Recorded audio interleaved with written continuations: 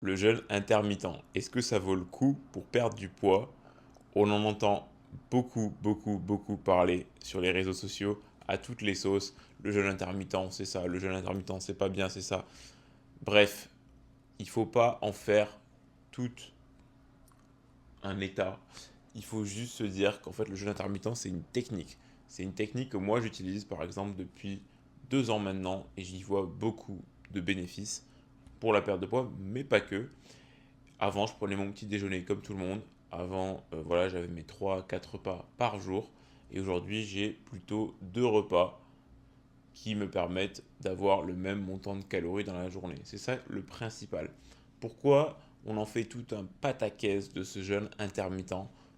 Parce que c'est facile de dire aux gens, oui, tu vas perdre du poids si tu fais ça. Et ce truc-là ne demande pas d'effort physique et ne vient pas réduire le nombre de calories que tu as dans la journée. Et c'est ça qui est séduisant. On se dit, en fait, je change pas grand-chose et je vais perdre du poids. Et non, ça va pas marcher en fait. Ça ne marchera pas. Enfin, si tu fais que ça ne va pas marcher. Moi, si j'ai perdu du poids avec ces techniques, c'est bien avec cette technique, mais pas qu'avec cette technique. C'est avec beaucoup de choses. Et donc, ce qu'il faut que tu comprennes, c'est qu'en fait, le jeûne intermittent, c'est un jeûne. C'est un jeûne. Et toi, là aujourd'hui, tu jeûnes déjà, même si tu ne fais pas de jeûne intermittent. Quand tu dors, tu ne manges pas. Donc en fait, tu as déjà un jeûne. Tu jeûnes pendant peut-être 8 heures, ça dépend de la durée de ton sommeil, ça dépend à quelle heure tu manges la veille, mais tu vas jeûner en général, c'est une dizaine d'heures quoi. Et en fait, en faisant un jeûne intermittent, ce que tu fais, c'est que tu viens prolonger ce jeûne. Donc, tu viens prolonger les bénéfices de ton jeûne. C'est quoi les bénéfices d'un jeûne?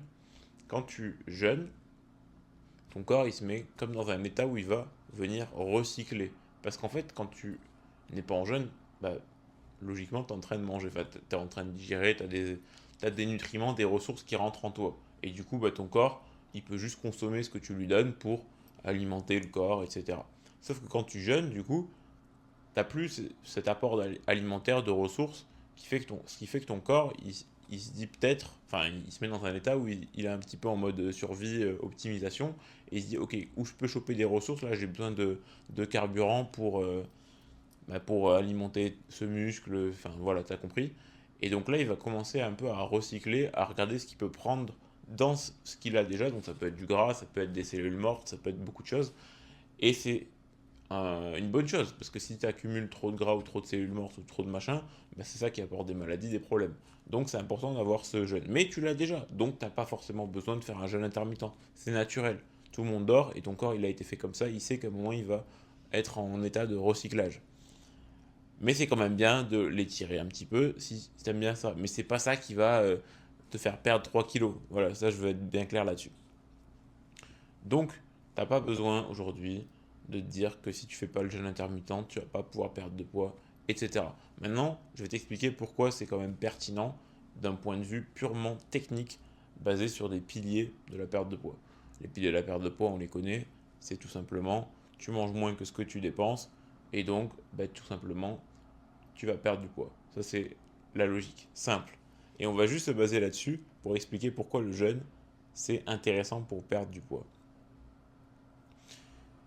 Si tu as une période T qui est égale à 3, donc 3 repas pour manger tes calories, ça veut dire que du coup, tu vas pouvoir manger le même nombre de calories sur 3 repas. Donc mettons que tu manges 2400 calories, ça veut dire si on les divise par 3, ça fait 800 calories par repas.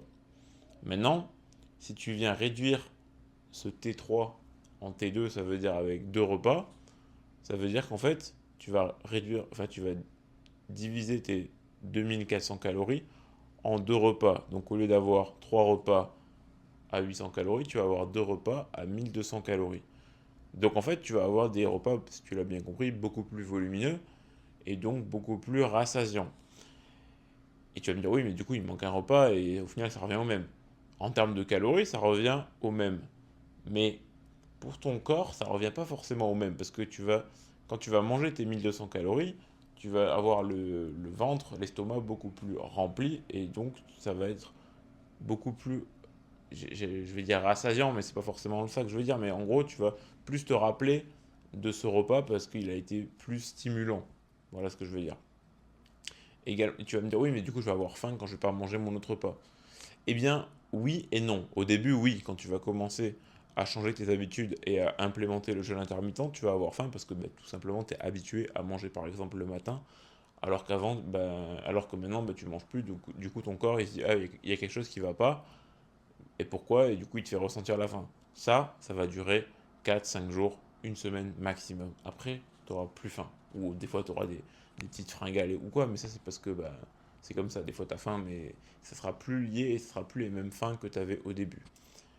Et du coup, quand tu n'as plus faim, en fait, tant qu'en fait, tu remarqueras que quand tu vas commencer, moi, c'est ce que j'ai remarqué, quand tu jeûnes, en fait, tu n'as plus faim jusqu'à ce que tu manges.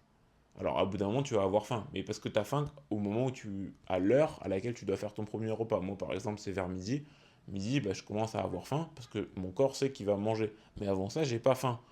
Et du coup, quand je mange mon premier repas, donc mon premier repas qui est quand même plutôt gros parce que voilà, et j'ai pas mangé le matin. Enfin, en fait, comme j'ai que 2 repas, mes repas sont tout de suite beaucoup plus volumineux.